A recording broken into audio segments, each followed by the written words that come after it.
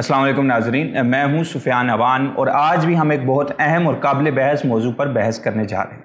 जैसे कि चंद रोज़ कबल आपने ये बात सुनी कि हुकूमत इस्लामाबाद में एक मंदिर बनाने का सोच रही है। इधर उसने ऐलान किया, इधर बयानात की बौछार शुरू हो गई। मसलन कि स्पीकर पंजाब असम्बली चौधरी परवेज़ इलाही इस बारे में क्या कहते हैं, आइए उन्हीं की ज़ुबानी सुनते हैं। हुकूमत इस्लामाबाद में नया मंदिर बनाना न सिर्फ इस्लाम की रूह के ख़िलाफ़ है बल्कि ये रियासत मदीना की भी तौहीन है। अब ऐसे माहौल में हम कैसे खामोश रह सकते हैं? हम कोई गुल हैं जो खामोश रहें? वो जैसा अल्लामा इकबाल ने कहा कि नाले बुलबुल के सुनूं और हम अथन गोश रहूं, हम नवा मैं भी कोई गुल हूं कि खामोश रहूं। हम नाले सुनते रहें और बस खामोश होकर सुनते रहें। तो चलते हैं वीडियो की तरफ। अब इस मौजू पर जय्यद उलमा ने बहुत सी बहस व तकरार की और उन्होंने बहुत से बातों को कलमबंद किया। मसलन जैसे कि मुफ्ती तकी उस्मानी साहब, जो कि पाकिस्तान के उफ़क़ पर एक चमकता हुआ सितारा हैं और जय्यद उलमा हैं, उन्होंने ट्वीट किया। उन्होंने कहा कि इस्लामी रियासत में गैर मुसलमानों को हक़ हासिल है कि जहाँ उनकी आबादी हो वहाँ अपने लिए इबादत गाह बनाएँ, मगर जहाँ उनकी आबादी बहुत कम है तो वहाँ पर इतना ज़रूरी नहीं कि वो इबादत गाह बनाएँ। तो ख़ास करके इस्लामाबाद में जो कि दारुल खिलाफा है और वहाँ पे हिंदुओं की आबादी जो कि तकरीबन 3000 है, वहाँ पर हुकूमत अपने अगर ख़र्चे पर मंदिर तामीर कर रही है तो ये जायज़ अमल नहीं है। ये बकौल मुफ्ती तकी उस्मानी साहब के थे। इसी तरह हम इंजीनियर मोहम्मद अली मिर्ज़ा साहब की ज़ुबानी भी सुनते हैं कि वो इस मामले पर क्या कहते हैं। वो तो अबू दाऊद में हदीस है ना, क़यामत तो उस वक्त तक कायम नहीं होगी जब तक मेरी उम्मत के लोग दोबारा से बुत परस्ती में इन्वॉल्व ना हो जाए और मुशरिकीन से जा मिलें।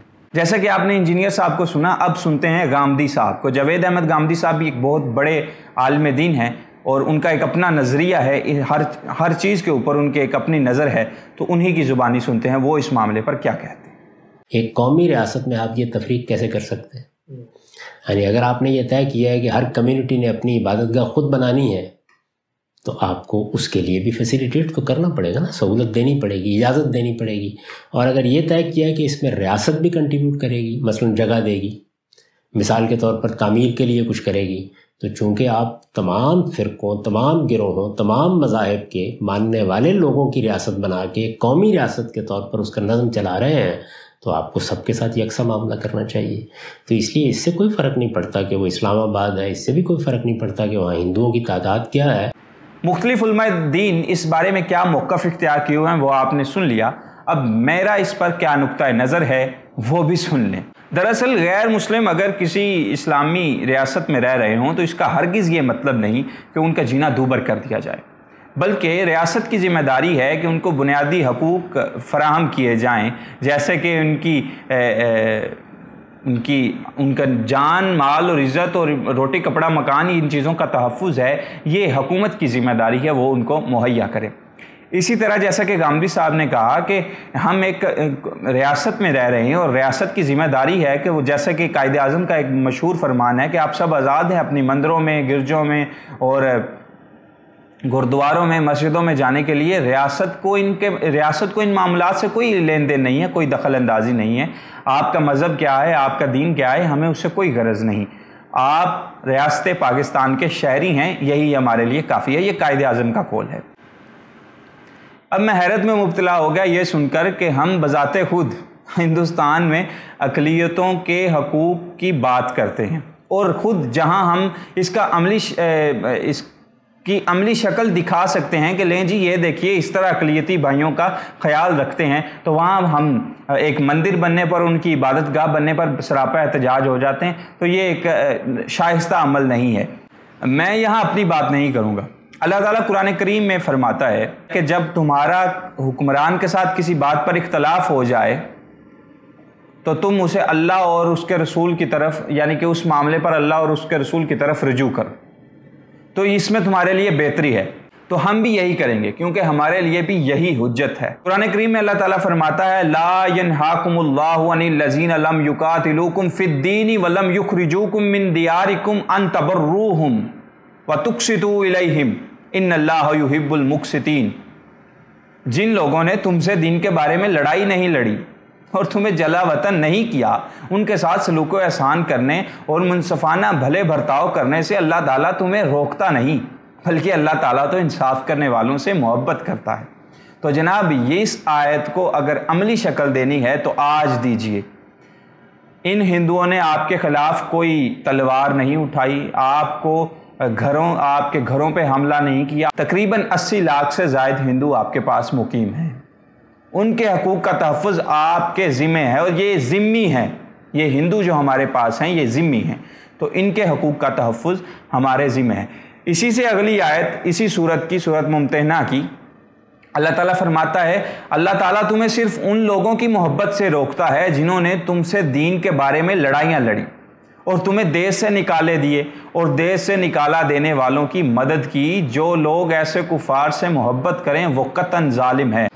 اب جیسا کہ میں نے آپ کے سامنے قرآن کریم سے حوالے دیے، اب ہمارے پاس یہ سوال نہیں ہونا چاہیے تھا اور نہ ہی ہمیں یہ سوال کرنا چاہیے تھا کہ کیا مندر بنانا جائز ہے یا نہیں۔ ہاں، اگر ہندو اگر اپنے پیسوں سے بنا رہے ہیں تو مندر بنانا جائز ہے، مگر اس سوال کے برعکس ہمیں کیا سوال کرنا چاہیے تھا؟ یہ سوال بننا چاہیے تھا کہ کیا حکومت کا مندر تعمیر کرنا احسن قدم ہے؟ جی بالکل نہیں۔ اس بات پہ میں بھی اختلاف رکھتا ہوں کہ حکومت کا اپنے خرچ پر جو کہ تقریباً 100 ارب روپے وہ خرچ کر رہی ہے، یہ احسن قدم نہیں ہے۔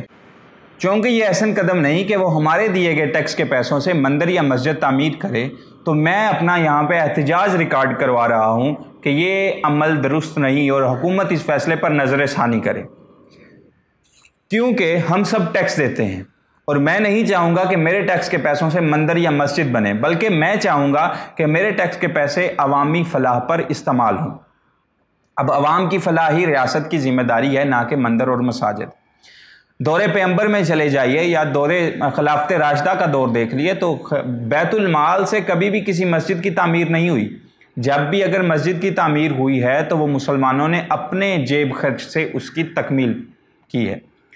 ریاست کی ذمہ داری نہیں کہ وہ مندر اور مسجد کی طرف دھیان دے، ریاست کی ذمہ داری ہے عوامی فلاح۔ جو غریب ہے، جو نادار ہے، اس کی سپورٹ ایک سہارا گورنمنٹ دے، یہ گورنمنٹ کی ذمہ داری ہے، نہ کہ یہ کہ وہ مندر بنائے 100 ارب دے کے، اور نہ ہی کہ وہ مساجد پہ پیسہ خرچ کرے۔ ہاں، ان کی مینٹیننس پہ آپ پیسہ خرچ کر سکتے ہیں، جیسے کہ یہ پیسے عوامی فلاح پہ خرچ ہونے چاہیے۔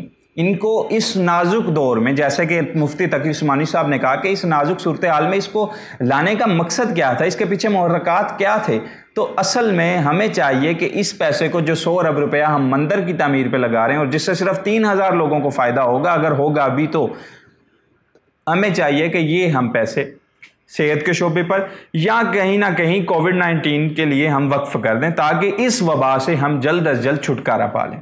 مگر حکومت کی کیا ترجیحات ہیں، دیکھنا پڑے گا۔ آخر میں آپ سب بھی مسلمان ہیں، میں بھی مسلمان ہوں الحمدللہ، اور ہمارے پیغمبر خاتم النبیین حضرت محمد صلی اللہ علیہ وآلہ وسلم پورے جہانوں اور تمام انسانیت کے لیے رحمت ہیں، جیسے کہ قرآن کریم میں اللہ تعالیٰ فرماتا ہے وَمَا أَرْسَلْنَاكَ إِلَّا رَحْمَةٌ لِّلْعَالَمِينَ، تمام جہانوں کے لیے رحمت بنا کر بھیجا گیا ہے۔